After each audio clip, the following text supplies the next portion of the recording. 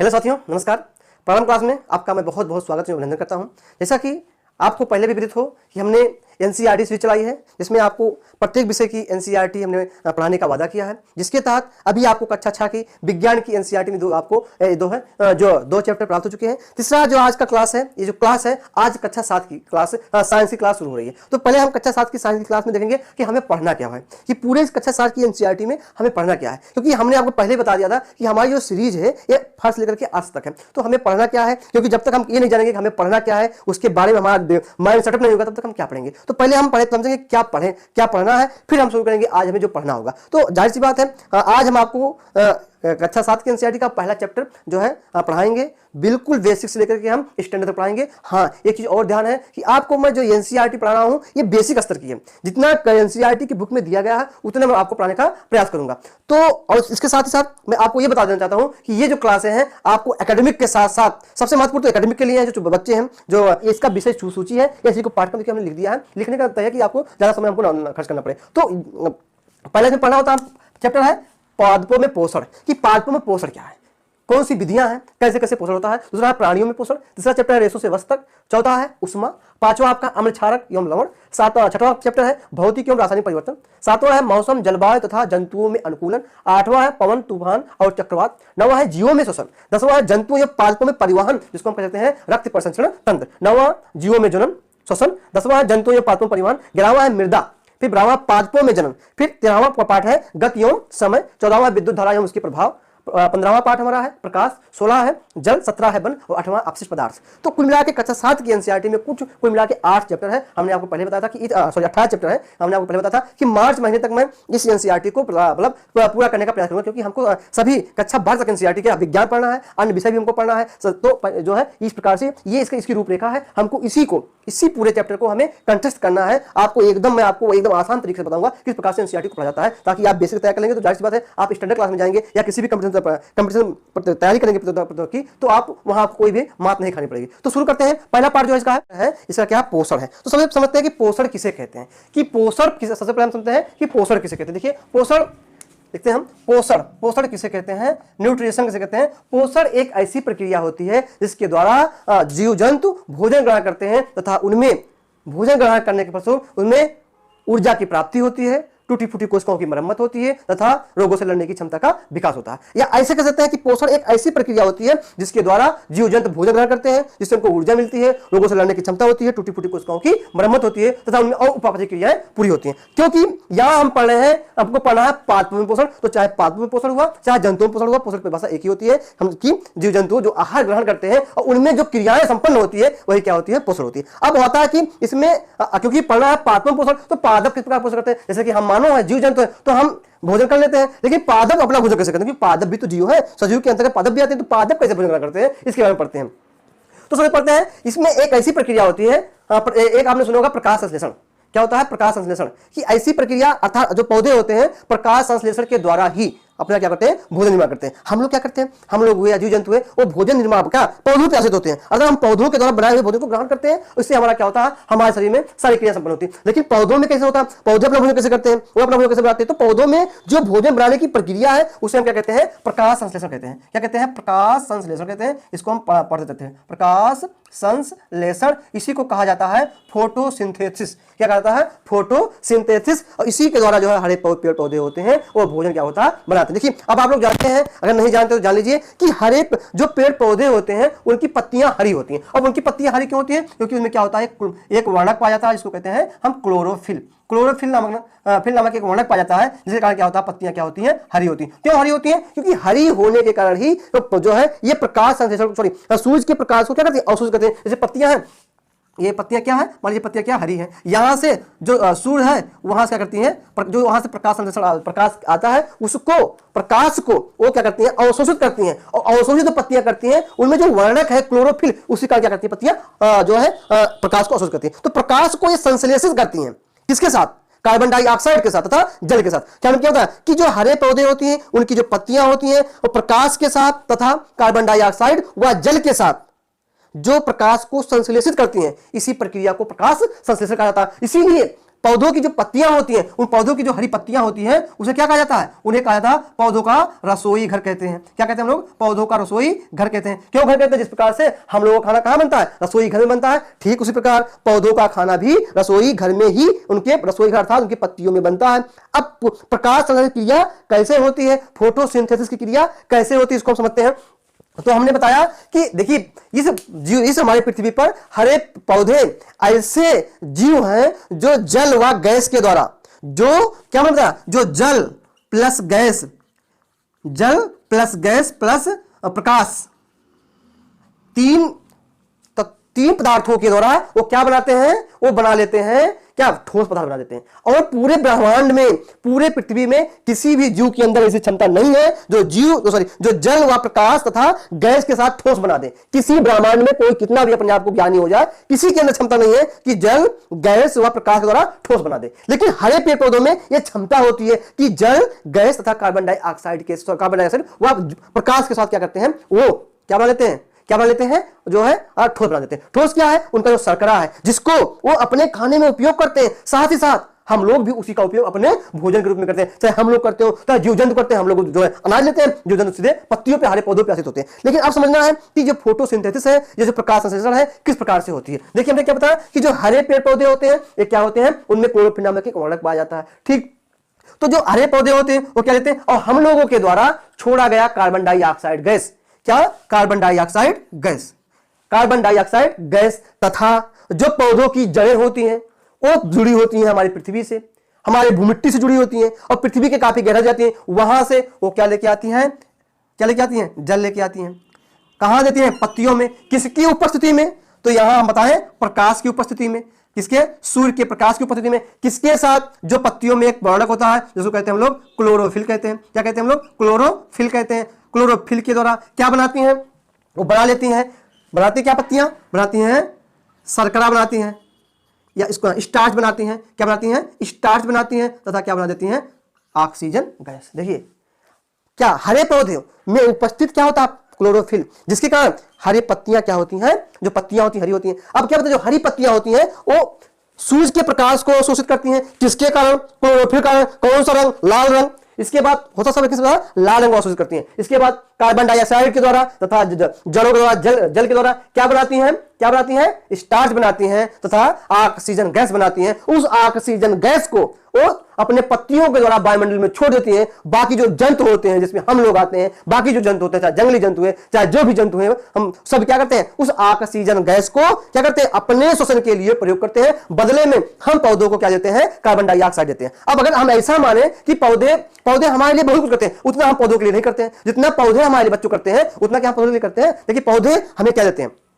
पौधे हमें oxygen gas देते हैं, जो जीवन दायिनी गैस है। पौधे हमें फल देते हैं, पौधों से हमें अनाज मिलता है, पौधों से हमें छांव मिलता है। ठीक साथ ही साथ जब पौधों की मृत्यु होती है तो पौधों की जो लकड़ियां होती है, इमरती लकड़ियां होती है, उससे फर्नीचर बनाता है, उससे हम ईंधन का प्रयोग करते हैं। पौधों से हमें क्या बहुत सारे लाभ है। लेकिन हम क्या करते हैं? पौधों देते हैं, हम पौधों को केवल कार्बन डाइऑक्साइड देते हैं। यहां तक कि अगर हमारा स्वार्थ ना हो तो पौधों को हम जल भी न दें, अगर बारिश ना हो तो पौधों को हम जल भी न दें। अब आप लोग जान लीजिए कि अगर एक पेड़ को काटना हो और कहीं किसी एक गांव में या कह दीजिए किसी घरों में कि इस पौधे को काटना है, तो हमको लगता है सारे लोग टूट पड़ेंगे कि हमको पौधे काट के बाहर, मतलब आपको घंटों में लगेगा कि एक बड़ा विशाल का पौधा, पेड़ वृक्ष का एक एक डाल, एक एक टहनी सब लोग भाग जाएंगे काट के। लेकिन अगर उन्हीं लोगों से कह दिया जाए कि एक पौधा लगाइए, तो शायद पौधा लगाने का नाम नहीं लेंगे। यदि आप पौधा भी लगा भी देते हैं तो कुछ ऐसे प्रकृति के लोग होते हैं कि जो तोड़ देते हैं।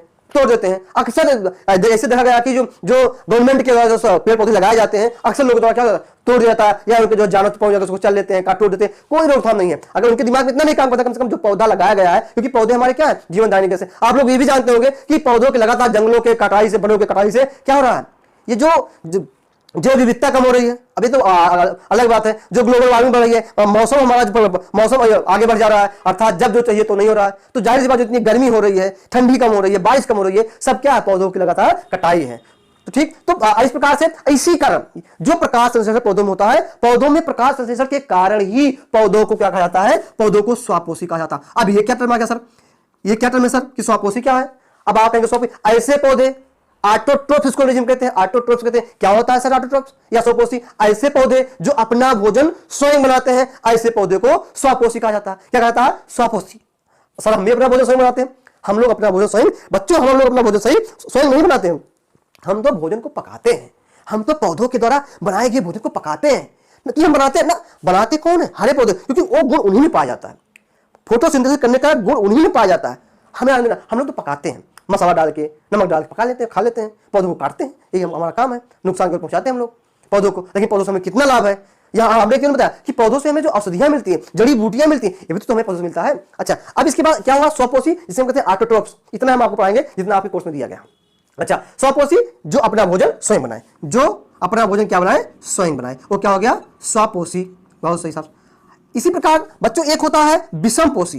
क्या होता है? विषमपोषी होता है। इसको समझिए सर, ये क्या है? इसको कहते हैं हेटेरोट्रोप्स कहते हैं। क्या कहते हैं? हेटेरोट्रोप्स कहते हैं। सर ये क्या होता है? ये क्या होता है?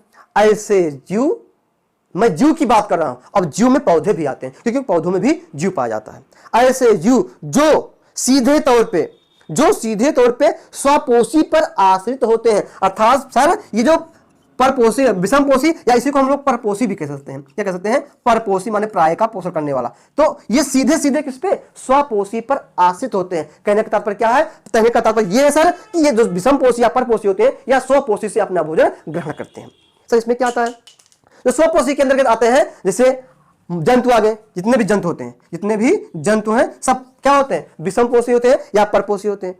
अब इसके बारे में हम कक्षा 6 के क्लास 1 की एनसीईआरटी में पढ़ा है, जब हम उसमें पढ़े थे भोजन आता कहां से, ये जो भोजन है कहां से आता है, तो उसमें हमने पढ़ा था कि भोजन जो है पेड़ पौधों का जंतु है। उसमें हमने आपको बताया था, यदि आप उस क्लास को नहीं देखे तो उस क्लास को आप अवश्य देखिए। उसमें आपको बताया, उसमें पढ़ाया गया है कि परपोषी में कौन जो है शाकाहारी, मांसाहारी, सर्वाहारी के बारे में पढ़ाया गया है, ये आपको बताया गया है। तो आप उसको अवश्य वीडियो को देखे, नहीं देखे उसका लिंक डिस्क्रिप्शन में दिया गया।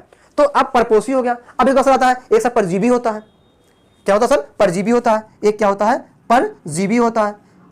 परजीवी क्या होता है? पर माने प्राय, जो प्राय दूसरे जीव पे आश्रित होता है, जो दूसरे जीव पर अवश्य आश्रित होता है, उसे परजीवी कहा जाता है। जैसे इसका, क्योंकि हम लोग पादपों पोषण पढ़ रहे हैं, इसलिए उसके बारे में पढ़ेंगे। इसमें एक होता है अमरबेल।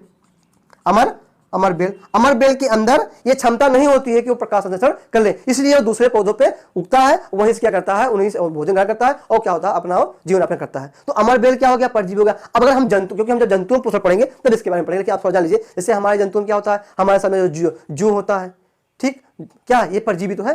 क्या है? परजीवित है। अच्छा सर, एक पौधे होते हैं, एक पौधे और होते हैं, उसको कहा जाता है परजीवी, हाँ, मृतोजीवी होता है। इसका मतलब क्या होता है?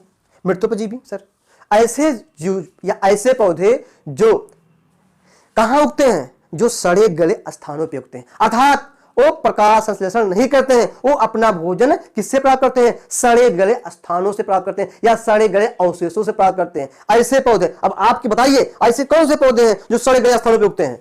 कहेंगे सर कौन पौधे हैं? आप लोग जानते होंगे, जब बरसात का महीना चलता है तो जो हमारा ये भूसा होता है सड़ जाता है, जो ये हमारा जो क्या था धान की जो पोरा होता है, ये जब सड़ते हैं तो इन पे उगता है। आप लोग जानते हैं उसको बहुत अच्छे तरीके से जानते हैं, जो कहा जाता है कुकुरमुत्ता। क्या कहते हैं हम लोग? कुकुरमुत्ता कहते हैं। क्या कहते हैं साहब? सर कुकुरमुत्ता कहते हैं। कुकुरमुत्ता ये मृतोपजीवी है। इसी प्रकार हम लोग एक खाते भी हैं जिसका नाम क्या है? मशरूम है। क्या है? मशरूम है। गुच्छी मशरूम है, मार्केला है, ये सब क्या है? ये सब कवक है। ये सब क्या है? कवक है। आप लोगों ने फंजाई को देखा है? कवक को देखा ना? जब कहीं रोटी पे देखोगे, रोटी पे या ब्रेड पे, या जो है बरसात के मौसम आप लोगों चमड़े के जूते होते हैं, उस पर सफेद सफेद के जाल की सुमा रसनाएं दिखाई पड़ती हैं, वो क्या है? वो सब कवक है। यदि आप और जानना चाहते हैं तो आप रोटी के टुकड़े को किसी नमे स्थान पर रख दीजिए, बस 2-3 दिन में देखेंगे इस पे या तो काले रंग का या सफेद का क्या एक जाल संरचना बन जाएगी, वही क्या है? कवक है। अब जो रोटी है नमी स्थान, क्योंकि रोटी में मृतोपजीवी है ना, तो उस पर उगते हैं। तो ऐसे पौधे जो मृत सड़े गए स्थानों से उगते हैं, ऐसे पौधों को मृतोपजीवी कहा जाता है। दूसरा एक है, इसमें एक और पढ़ लेते हैं, एक होता है सहजीवी। क्या होता है सर? सहजीवी। ये क्या होता है सर? देखिए, परजीवी दूसरे पे होता है, सहजीवी ऐसे जीव होते हैं, ऐसे पौधे होते हैं जो एक दूसरे पे आश्रित होते हैं। एक दूसरे क्या होते हैं? आश्रित होते हैं, अर्थात वो जो जिस पे है उस पे नुकसान नहीं पहुंचाते हैं, साथ यदि उस पौधे से कुछ लेते हैं तो पौधे को कुछ देते हैं। जैसे इसमें सबसे अच्छा एग्जाम्पल है राइजोबियम। आप लोग जानते हैं, ये परीक्षाओं में खूब पूछा जाता है। राइजोबियम जो है, ये जितने दलहनी फसलें होती है, खासकर चना की जड़ों में गांठें होती हैं, उसी में पाई जाती हैं। अच्छा सर, ये इसका कार्य क्या है? तो सहजीवी जो हमने क्या बताया सहजीवी में राइजोबियम कहां, चने दलहनी फसलों के जड़ों में गांठों में पाई जाती हैं। इसका कार्य सर होता है, ये जो राइजोबियम होता है ये सीधे पौधों को वायुमंडल से नाइट्रोजन स्थिरीकरण, मतलब नाइट्रोजन को स्थिरीकरण करते हैं और पौधों को देते हैं। साथ ही साथ जो पौधे हैं वो क्या कर देते हैं, पौधे राइजोबियम को रहने के लिए अपने जड़ों में स्थान देते हैं। तो कहने का मतलब एक दूसरे क्या है, जब एक दूसरे को जो लाभ पहुंचाए तो सहजीवी कहा जाता है। क्या कहता है, सहजीवी कहा जाता है। इसी तरह एक होता है आपका लाइकेन है। क्या है, लाइकेन। लाइकेन को हम कहते हैं कि शैवाल व कवक के बीच की कड़ी कहते हैं। क्या कहते हैं, शैवाल व कवक के बीच की कड़ी। इसमें क्या है, ये जो कवक है, कवक वृक्षों की जड़ों पर क्या होते हैं, उगते हैं, और कवक वृक्षों की जड़ों पे उगते हैं और क्या नाम, शैवाल उसके ऊपर पाए जाते हैं। तो कवक शैवाल को रहने के लिए स्थान देते हैं, जबकि शैवाल कवक को खाने के लिए प्रकाश संश्लेषण करते हैं। इसीलिए एक उदाहरण इसका लाइकेन का, इसीलिए लाइकेन को शैवाल व क्या कहते हैं हम लोग, लाइकेन को शैवाल व कवक के बीच की कड़ी कहा जाता है। शैवाल व कवक के बीच की कड़ी कहा जाता है। क्वेश्चन पूछा जाता है कि शैवाल व कवक के बीच की कड़ी किसे कहते हैं, तो लाइकेन को कहते हैं। तो आज जो हमने पढ़ा, हमने क्या पढ़ा कि पौधों में पोषण, सबसे इंपॉर्टेंट इसमें क्या है, प्रकाश संश्लेषण। प्रकाश संश्लेषण क्रिया किसे कहते हैं। ठीक, दूसरा हमने क्या पढ़ा कि स्वपोषी परपोषी, मैंने पढ़ा कि स्वपोषी क्या है, परपोषी क्या है, इसके बारे में हमने पढ़ा। साथ साथ हमने क्या पढ़ा कि क्या परजीवी, मृत परजीवी तथा सहजीवी। एक छूट रहा है, उसको पढ़ते हैं। एक होता है बच्चों कीटभक्षी पौधा। क्या होता है, कीटभक्षी पौधा, इसको समझ लेना बहुत जरूरी है। क्या है कीटभक्षी पौधा सर, ऐसे पौधे जो कीटों का भक्षण करते हैं। अरे ये क्या सर, पौधे, ऐसे पौधे जो कीटों का भक्षण करते हैं। जैसे इसमें क्या होता है, घटपरड़ी, ड्रोसेरा, घटपरड़ी, ड्रोसेरा, यूटिकुलेरिया, ऐसे जो पौधे होते हैं सर, ये क्या करते हैं, ये सीधे कीटों का भक्षण करते हैं। ये हरे होते हैं। अब आपके दिमाग में आता सर, अगर ये हरे हैं तो प्रकाश संश्लेषण करते हैं, तो फिर कीटों का भक्षण क्यों करते हैं, क्योंकि ऐसे पौधे बच्चों ऐसी जगह पे उगते हैं जहां किसकी, नाइट्रोजन की कमी होती है। जहां नाइट्रोजन की कमी होती है, ऐसे पौधे वहां उगते हैं जहां नाइट्रोजन की कमी होती है। और जहां नाइट्रोजन की कमी होती है वहां उगते हैं, जाहिर सी बात है उनको नाइट्रोजन की पूर्ति करने के लिए क्या करते हैं, कीटों का भक्षण करते हैं। तो इस ऐसे पौधे जो कीटों का भक्षण करते हैं उसे कीटभक्षी पौधे कहते हैं। कहां उगते हैं, ऐसी जमीन पर, ऐसे स्थानों पर उगते हैं जिस स्थान पर नाइट्रोजन की कमी होती है, ऐसे उगते हैं। अच्छा, ये क्या हो गया कीटभक्षी पौधे में, घटपरड़ी आ गया, ड्रोसेरा है, इसके बाद क्या यूटिकुलेरिया है। एक चीज समझ लेते हैं कि हमने बताया कि जो प्रकाश संश्लेषण क्रिया होती है उसके फलस्वरूप क्या होता है कि पौधों में क्या बनता है, स्टार्च बनता है, जो कार्बोहाइड्रेट हो गया। इसके बाद क्या नाम, प्रोटीन बनता है, नाइट्रोजन बनता है, क्या कहते हैं, वसा बनता है। लेकिन हमने बताया कि जो कार्बोहाइड्रेट होता है, हम कक्षा 4 के क्लास नंबर 2 में हमने आपको पढ़ाया है कि जो कार्बोहाइड्रेट होता है ये CHO से मिलकर बना होता है। अर्थात अब इसमें कार्बन डाइऑक्साइड, ठीक, जल तथा O ऑक्सीजन, तीनों कार्बन डाइऑक्साइड हमने उनको दिया, जल और जड़ों से लिए, ठीक, ऑक्सीजन का हो गया, और इसके बाद इससे बन जाता है। अच्छा सर, ये बन जाता है। लेकिन जो हमने बताया उस क्लास में कि जो प्रोटीन होता है सर, प्रोटीन का जो बना हुआ था CHON से मिलकर होता है। अब ये यक्ष प्रश्न उठता है कि आखिर पौधों को ये नाइट्रोजन कहां मिला।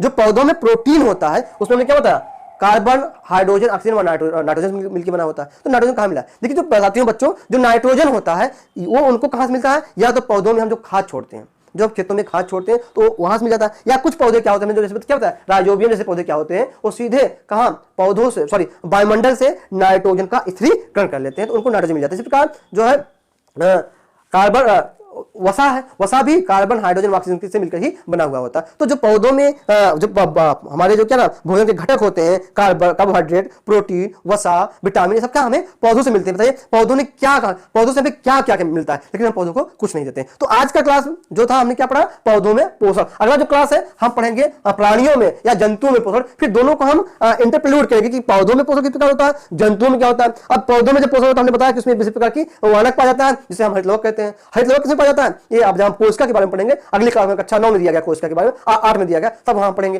ये। तो अब प्राणियों में जब पोषण पढ़ेंगे कि प्राणियों में किस प्रकार से पोषण होता है। तो आज के लिए इतना ही। अगली क्लास में इसी NCERT सीरीज में पुनः आपके साथ में पार्ट नंबर 2 क्या क्या प्राणियों में पोषण के साथ उपस्थित होगा। आज के लिए इतना, बहुत बहुत धन्यवाद।